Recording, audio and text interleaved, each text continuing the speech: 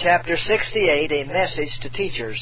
A message has been given me for the teachers in all our schools. Those who accept the sacred responsibility resting upon teachers need to be constantly advancing in their experience. They should not be content to remain upon the lowlands, but should ever be climbing heavenward.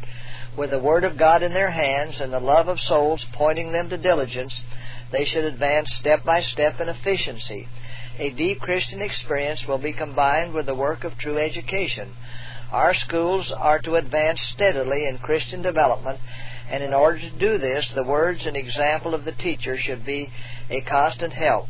Ye also, as lively stones, the apostle declares, are built up a spiritual house and holy priesthood to offer up spiritual sacrifices acceptable to God by Jesus Christ. It would be well for every teacher and student to study carefully these words, asking himself the question, am I, through the abundant grace given, obtaining the very experience that as a child of God I must have in order to advance constantly, step by step, to the higher grade?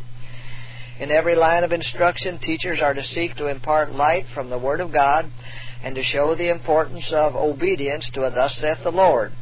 The education should be such that the students will make right principles the guide of every action. This is the education that will abide through the eternal ages. I am given words of caution to the teachers in all our established schools. The work of our schools must bear a different stamp from that borne by some of our most popular schools. The mere study of the ordinary textbook is not sufficient, and many of the books that are used are unnecessary for those schools that are established to prepare students for the school above.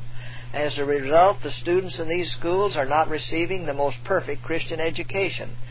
The very points of study are neglected that are most needed to prepare the students to stand the last great examination and to fit them for missionary work in home and foreign fields.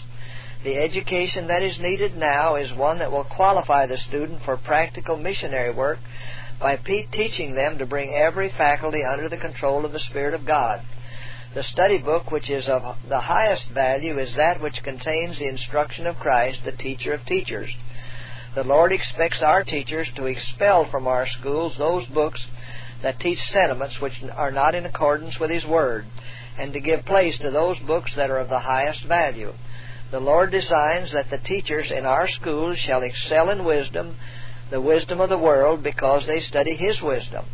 God will be honored when the teachers in our schools, from the highest grades to the lowest, show to the world that a more than human wisdom is theirs, because the master teacher is standing at their head. Our teachers need to be constant learners. All reformers need to place themselves under discipline to God. Their own lives need to be reformed, their own hearts subdued by the grace of Christ. Every worldly habit and idea that is not in harmony with the mind of God should be renounced. When Nicodemus, a learned teacher in Israel, came to Jesus to inquire of Him, Christ laid before him the first principles. Nicodemus, though holding an honorable position in Israel, had not a true conception of what a teacher in Israel should be. He needed instruction in the very first principles of the divine life, for he had not learned the alphabet of true Christian experience. In response to Christ's instructions, Nicodemus said, "How can these things be?" Christ answered, "Art thou a master in Israel, and knowest not these things?" The same question might be asked of many who are holding responsible positions as teachers, physicians, and ministers of the gospel, but who have neglected the most essential part of their education, that which would fit them to deal in a Christ-like manner with human minds. In the instruction that Christ gave to His disciples and to the people of all classes who came to hear His words, there was that which lifted them to a high plane of thought and action. If the words of Christ instead of the words of men were given to the learner today, we would see evidences of higher intelligence, a clearer comprehension of heavenly things, a deeper knowledge of a purer and more vigorous Christian life. Verily, verily, I say unto you, Christ said, He that believeth on me hath everlasting life. I am the bread of life. Your fathers did eat manna in the wilderness, and are dead. This is the bread which cometh down from heaven, that a man may eat thereof and not die. I am the living bread which came down from heaven. If any man eat of this bread, he shall live forever.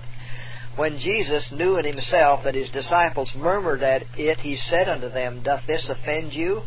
What and if ye shall see the Son of Man ascend up where he was before? It is the Spirit that quickeneth, the flesh profiteth nothing. The words that I speak unto you, they are spirit, and they are life. We are slow to understand how much we need to study the words of Christ and his methods of labor. If his teachings were better understood, much of the instruction that is now given in our schools would be valued at its true worth. It would be seen that much that is now taught does not develop the simplicity of godliness in the life of the student. Then finite wisdom would receive less honor, and the Word of God would have a more honored place. When our teachers are truly converted, they will experience a soul hunger for the knowledge of God, and as humble learners in the school of Christ, they will study to know his righteousness. Righteous principles will rule the life and will be taught as the principles that rule in the education of heaven.